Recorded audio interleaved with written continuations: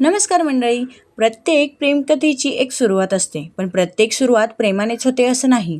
स्वागत आहे प्रेमाची दुनिया यूट्यूब चॅनलमध्ये, जिथे प्रत्येक कथा हृदयाला स्पर्श करते आणि प्रत्येक शेवट एक नवीन सुरुवात करून जातो. चला तर मग सुरू करूया आजचा भाग. काही भेटी नियती घडवते आणि काही भेटी नियतीचीच दिशा बदलतात. तर माझ्या या वाक्यामागचा अर्थ तुम्हाला पुढे समजेलच. जयपूरच्या अलिशान हॉटेलवर सकाळचं ऊन पसरलं होतं. रात्रभर मनात चाललेल्या विचारांमुळे सई फारशी झोपली नव्हती. ती खिडकीत उभी राहून शहराकडेच पाहत होती. अनघा रूममधून बाहेर येत म्हणाल्या, सई, ब्रेकफास्ट तयार आहे. सई हसत म्हणाली, येत आहे मॉम. डायनिंग टेबलवर समर आधीच येऊन बसले होते. त्यांच्यासमोर काही महत्त्वाच्या फाईल्स उघड्या होत्या. समर म्हणाले, आजच्या इन्व्हेस्टर सेशनमध्ये अनेक मोठमोठे उद्योगपती भेटणार आहेत. फक्त ऐकायचं नाही, तर प्रत्येक व्यक्तीचं निरीक्षण करायचं. सई लगेच हसत म्हणाली, ओके डॅड, आज मी फक्त ऑब्झर्व करणार. अनघा म्हणाल्या, आणि स्वतःची काळजीही घेशील. सईने त्या दोघांकडे पाहत मान हलवली. दुसऱ्या हॉटेलमध्ये राजवर्धन तयार होऊन बाहेर येत होता. विहान टॅबलेट हातात घेत म्हणाला, बॉस, आजच्या सर्व मीटिंग्स कन्फर्म आहेत. सेक्युरिटी टीमने वेन्यू पुन्हा एकदा तपासला आहे. राजवर्धन लगेच म्हणाला, गुड, पण लक्षात ठेव, कधीकधी धोका बाहेरून नाही तर गर्दीतून येतो. विहान म्हणाला, मी प्रत्येक हालचालीवर लक्ष ठेवीन बॉस. काही वेळानंतर बिझनेस समिटचं दुसरं सत्र सुरू झालं. सभागृहामध्ये अनेक कंपन्यांचे प्रतिनिधी उपस्थित होते. सई शांतपणे प्रत्येक प्रेझेंटेशन ऐकत होती. तेवढ्यात तिच्या नजरेस मागच्या रांगेत बसलेला एक तरुण पडला. तो कार्यक्रमाकडे लक्ष न देता सतत सभागृहातील प्रवेशद्वाराकडेच पाहत होता. काही क्षणांनी तो उठला आणि बाहेर निघून गेला. सईच्या मनात संशय निर्माण झाला. तीही शांतपणे त्या तरुणाच्या मागे निघून गेली. हॉटेलच्या कॉरिडॉरमध्ये तो तरुण एका वळणावर गेला. सईने पावले वेगात टाकली, पण वळण पार करताच तिला तिथे कोणीही दिसलं नाही. ती आजूबाजूला पाहू लागली. तेवढ्यात राजवर्धन तिच्या मागे येत म्हणाला, मिस परांजपे, प्रत्येक प्रश्नाचं उत्तर धावत जाऊन मिळत नाही. सई पटकन मागे वळली. ती म्हणाली, मला उत्तरांपेक्षा संशय जास्त महत्त्वाचा वाटतो.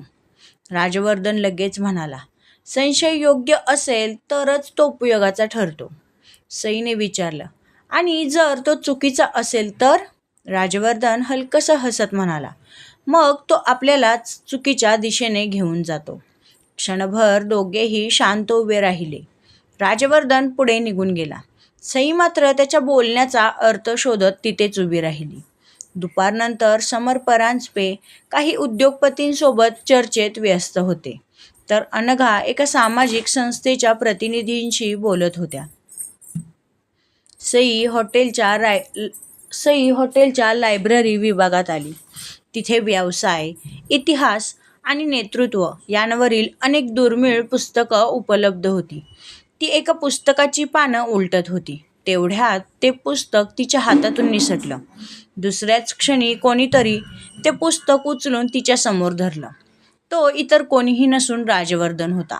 तो म्हणाला, हे पुस्तक पूर्ण वाचलंत तर निर्णय घेण्याची पद्धत बदलते. सई ते पुस्तक हातात घेत म्हणाली, तुम्ही वाचलं आहे का? राजवर्धन लगेच म्हणाला, हो, 2दा. सई म्हणाली, मग मला एकदाच वाचून समजेल अशी आशा करते. पहिल्यांदाच राजवर्धनच्या चेहऱ्यावर हलकसं स्मित उमटलं. तो काहीही न बोलता पुढे निघून गेला. संध्याकाळ झाली. हॉटेलच्या लॉनमध्ये दिव्यांची रोषणाई सुरू झाली होती. विहान राजवर्धनजवळ येत म्हणाला, बॉस, आज तुम्ही 2दा मिस परांजपेशी बोललात. राजवर्धन शांतपणे म्हणाला, कधीकधी एखाद्या व्यक्तीचे निरीक्षण करण्यासाठी संवाद आवश्यक असतो. विहान काहीही बोलला नाही. त्याचवेळी सई आपल्या रूमकडे परतत होती. कॉरिडॉरमध्ये हाऊसकीपिंगमधील एक कर्मचारी तिच्यासमोर आला. तो म्हणाला, मॅडम, हे पार्सल तुमच्यासाठी आलं आहे. सईने आश्चर्याने बॉक्स हातात घेतला. रूममध्ये जाऊन तिने तो उघडला. आतमध्ये एक सुंदर चांदीचं बुकमार्क होतं. त्यावर एकच ओळ कोरलेली होती.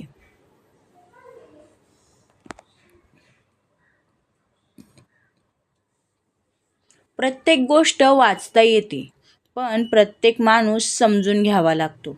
सईच्या चेहऱ्यावर प्रश्नचिन्ह उमटलं. तिने खिडकीतून बाहेर पाहिलं. समोरच्या इमारतीच्या टेरेसवर एक सावली काही क्षण उभी होती आणि पुढच्याच क्षणी ती अंधारात विरून गेली. सईच्या हातात अजूनही ते बुकमार्क होतं. पण आता तिच्या मनात एक नवीन प्रश्न जन्माला आला होता.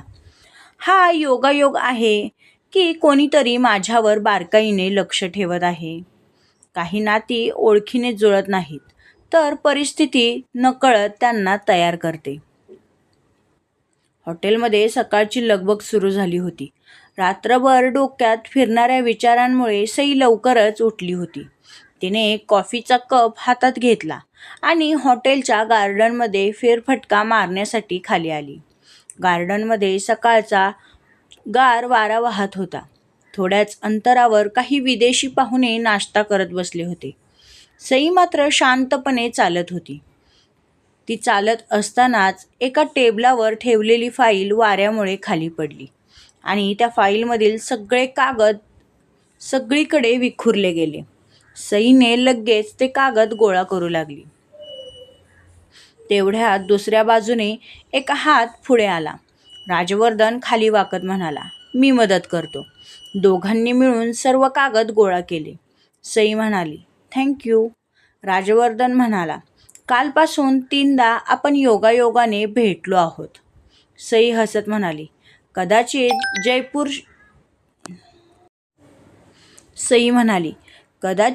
जयपूर छोटं असेल. राजवर्धन लगेच म्हणाला, नाही, जयपूर मोठं आहे, पण काही भेटी ही नियतीच ठरवते. क्षणभर त्या दोघांची नजरानजर झाली. तेवढ्यात त्या विदेशी पाहुण्यांनी येऊन त्या दोघांचे आभार मानले. राजवर्धन शांतपणे तिथून निघून गेला. दुसऱ्या बाजूला विहान हातात टॅबलेट घेऊन राजवर्धन जवळ आला. विहान म्हणाला, बॉस, दुपारच्या प्रेझेंटेशनसाठी सगळी तयारी झाली आहे, पण एक नवीन कंपनी शेवटच्या क्षणी सहभागी झाली आहे. राजवर्धन लगेच म्हणाला, ठीक आहे, त्यांची माहिती काढ. कोणताही तपशील दुर्लक्षित राहता कामा नये. विहान लगेच म्हणाला, ओके बॉस. त्या दुपारी समर परांजपे आपल्या टीमसोबत पुढील प्रोजेक्टवर चर्चा करत होते, तर अनगा काही सामाजिक संस्थांच्या प्रतिनिधींना माहिती विचारत होत्या. सई मात्र एक्झिबिशन एरियामध्ये एकटीच फिरत होती. तिथे राजस्थानच्या काही पारंपरिक कलाकृती मांडल्या होत्या. ती एका चित्रासमोर थांबली. त्या चित्रात 2 रस्ते दाखवले गेले होते, एक सरळ आणि दुसरा वळणांनी भरलेला. त्याखाली एक वाक्य लिहिलं होतं, योग्य मार्ग हा नेहमीच सोपा असतो असं नाही. सई त्या चित्राकडे पाहत विचारात हरवली. मागून राजवर्धन आला. तो म्हणाला, हे चित्र मला प्रत्येक वेळी एकच गोष्ट शिकवतं. सई मागे वळली. ती म्हणाली, आणि ती कोणती?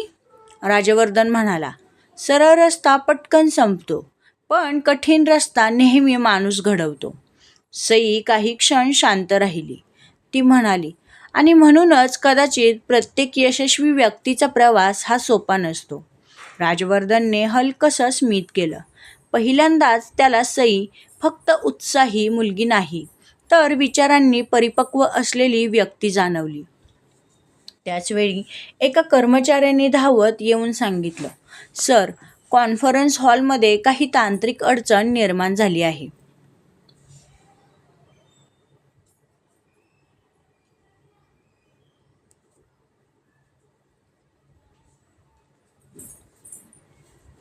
राजवर्धन ताबडतोब तिकडे निघाला. सई ही उत्सुकतेने त्याच्या मागे गेली. हॉलमध्ये पोहोचल्यावर मोठ्या LED स्क्रीनवर सतत सिग्नल एरर दिसत होतं. कार्यक्रम सुरू होण्यासाठी फक्त 10 मिनिट बाकी होते. सगळे कर्मचारी घाबरले होते. सई मात्र शांतपणे आजूबाजूला पाहू लागली. तिची नजर एका सैल वायरवर गेली. ती म्हणाली, "एक मिनिट, ही केबल व्यवस्थित जोडलेली नाही." तंत्रज्ञाने ती वायर तपासली. क्षणातच स्क्रीन पुन्हा सुरू झाली. सभागृहात टाळ्यांचा कडकडाट झाला. कार्यक्रम वाचला होता. राजवर्धन काही क्षण सईकडे पाहत राहिला. तो म्हणाला, "तुम्ही बिझनेस शिकत आहात की इंजिनिअरिंग?" सई हसत म्हणाली, "निरीक्षण करायला कोणतीही डिग्री घ्यावी लागत नाही." राजवर्धनच्या चेहऱ्यावर नकळत हसू उमटलं. संध्याकाळ झाली होती. हॉटेलच्या टेरेसवर नेटवर्किंग डिनर आयोजित करण्यात आलं होतं. संपूर्ण जयपूर दिव्यांनी उजळून निघालं होतं. समर परांजपे एका उद्योगपतीशी बोलत असताना अचानक त्यांचा चेहरा गंभीर झाला. दूर उभ्या असलेल्या एका व्यक्तीकडे ते एकटक पाहत राहिले. सईने ते पाहिलं. ती त्या दिशेने पाहणार इतक्यात ती व्यक्ती गर्दीत मिसळली. सईच्या मनात पुन्हा एक प्रश्न निर्माण झाला. डॅड त्या व्यक्तीला ओळखतात का? त्या रात्री राजवर्धन आपल्या रूममध्ये परतला. विहान दाराजवळ उभा होता. तो म्हणाला, "बॉस, तुम्ही सांगितलेल्या नवीन कंपनीची माहिती मिळाली आहे." राजवर्धन फाईल उघडत म्हणाला, "काय समजलं?" विहान बोलू लागला, "कंपनी नवीन आहे, पण तिच्या मागे पैसा खूप मोठा आहे. आणि सर्वात विचित्र गोष्ट म्हणजे या कंपनीच्या मालकाचं नाव कुठेच नोंदलेलं नाही." राजवर्धनच्या डोळ्यात संशय दाटला. त्याच क्षणी हॉटेलच्या दुसऱ्या विंगमध्ये सईच्या रूमच्या दरवाजाखालून एक पांढरा लिफाफा आत सरकवला गेला. सईने तो उचलला. आतमध्ये एक रिकामा कागद होता. तिने तो प्रकाशासमोर धरला. हळूहळू त्यावर एकच शब्द उमटू लागला, "सुरुवात." सईच्या हातातला कागद थरथरू लागला. तिच्या नकळत कोणीतरी तिच्या रूमच्या बाहेरून शांतपणे निघून गेलं. काही रहस्यांची सुरुवात एका प्रश्नाने होते, पण शेवट मात्र अनेक आयुष्य बदलून टाकतो. सकाळची वेळ होती. जयपूरच्या हॉटेलमध्ये सगळे पाहुणे नाश्त्यासाठी जमू लागले होते. सई मात्र रात्री मिळालेल्या त्या विचित्र लिफाफ्याचा विचारच करत होती. तिने पुन्हा एकदा तो कागद प्रकाशासमोर धरला. यावेळी त्यावर आणखी एक ओळ उमटली, "पहिलं उत्तर शोधायचं असेल तर विश्वास ठेवायला शिक." सईने लगेच तो कागद आपल्या डायरीमध्ये ठेवला. तेवढ्यात अनघा तिथे आल्या. त्या म्हणाल्या, "सई, आज सकाळपासून तू कुठल्या विचारात आहेस?" सई म्हणाली, "काही नाही मॉम, फक्त आजूबाजूला खूप विचित्र गोष्टी घडत आहेत असं वाटतं." समर लगेच म्हणाले, "मोठ्या कार्यक्रमांमध्ये अफवा आणि गैरसमज खूप लवकर पसरतात. त्यामुळे प्रत्येक गोष्टीवर लगेच विश्वास ठेवायचा नसतो." सईने फक्त मान हलवली. दुसरीकडे राजवर्धन आपल्या रूममध्ये कॉफी घेत खिडकीत उभा होता. विहान फाईल हातात घेऊन आतमध्ये आला.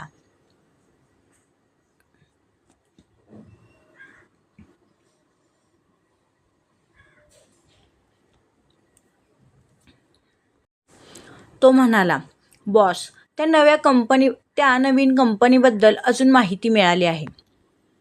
राजवर्धन म्हणाला, "बोल." विहान म्हणाला, "कंपनीचं ऑफिस आहे, कर्मचारी आहेत, व्यवहार आहेत, पण मालकाचा एकही फोटो किंवा पब्लिक रेकॉर्ड नाही." राजवर्धन काही क्षण शांत राहिला. मग तो म्हणाला, "जो स्वतःला लपवतो त्याच्याकडे लपवण्यासारखं काहीतरी मोठं असतं." त्या दुपारी हॉटेलमध्ये यंग एंटरप्रेनर्ससाठी विशेष सेशन आयोजित करण्यात आलं होतं. समर म्हणाले, "सई, हा सेशन चुकवू नकोस. इथे पुस्तकात नसलेले धडे मिळतात." सई हसत म्हणाली, "ओके डॅड." सभागृहात अनेक तरुण उद्योजक आपले अनुभव सांगत होते. एका वक्त्याने प्रश्न विचारला, "यशासाठी सर्वात महत्त्वाची गोष्ट कोणती?" सगळ्यांनी वेगवेगळी उत्तरं दिली. तेवढ्यात राजवर्धन मागच्या रांगेतून उभा राहिला.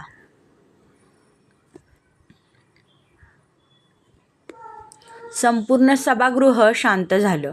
राजवर्धन म्हणाला, "विश्वास." कारण पैसा हरवला तर पुन्हा मिळतो, पण विश्वास हरवला तर माणूस जिंकूनही हरतो. सई त्याच्याकडेच पाहत राहिली. त्याच्या त्या एका वाक्याने तिच्या मनावर वेगळाच प्रभाव पडला होता. कार्यक्रम संपल्यानंतर सई कॉरिडॉरमधून चालत होती. तेवढ्यात एका लहान मुलीचं स्केचबुक खाली पडला. सईने ते उचलून दिलं. स्केचबुकचं एक पान उघडलं गेलं. त्यावर हॉटेलचं चित्र काढलेलं होतं, पण त्या चित्रात हॉटेलच्या टेरेसवर एक काळी सावली उभी होती. सईने आश्चर्याने विचारलं, हे कोणी काढलं? ती मुलगी हसत म्हणाली, तो रोज दिसतो. इतकं बोलून तिची आई तिला घेऊन गेली. सईच्या अंगावर काटा आला. संध्याकाळी राजवर्धन हॉटेलच्या टेरेसवर उभा होता. विहान त्याच्याजवळ आला. तो म्हणाला, बॉस, सेक्युरिटी टीमने सांगितलं की काल रात्री काही मिनिटांसाठी CCTV सिग्नल बंद झाला होता. राजवर्धन गंभीर होत म्हणाला, ठीक आहे, याविषयी कोणालाही सांगू नकोस आणि आधी कारण शोध. विहान म्हणाला, ओके बॉस. त्याचवेळी सई देखील टेरेसवर आली. तिला दुरून राजवर्धन दिसला. ती त्याच्या जवळ आली. ती म्हणाली, एक प्रश्न विचारू? राजवर्धन म्हणाला, विचारा. सई म्हणाली, तुम्ही प्रत्येक गोष्टीकडे इतक्या बारकाईने का पाहता? राजवर्धन काही क्षण शांत राहिला. मग तो म्हणाला, कारण एकदा दुर्लक्ष केल्याची किंमत मी आधीच मोजली आहे. सईने त्याच्या डोळ्यात पाहिलं.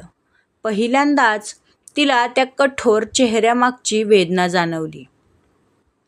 ती काही बोलणार इतक्यात खाली हॉटेलच्या पार्किंगमधून जोरात काच फुटल्याचा आवाज आला. दोघेही धावत खाली आले. एक काळी कार तिथेच उभी होती. तिच्या विंडशील्डवर दगडाने एकच शब्द लिहिला होता, पुढचा नंबर. राजवर्धन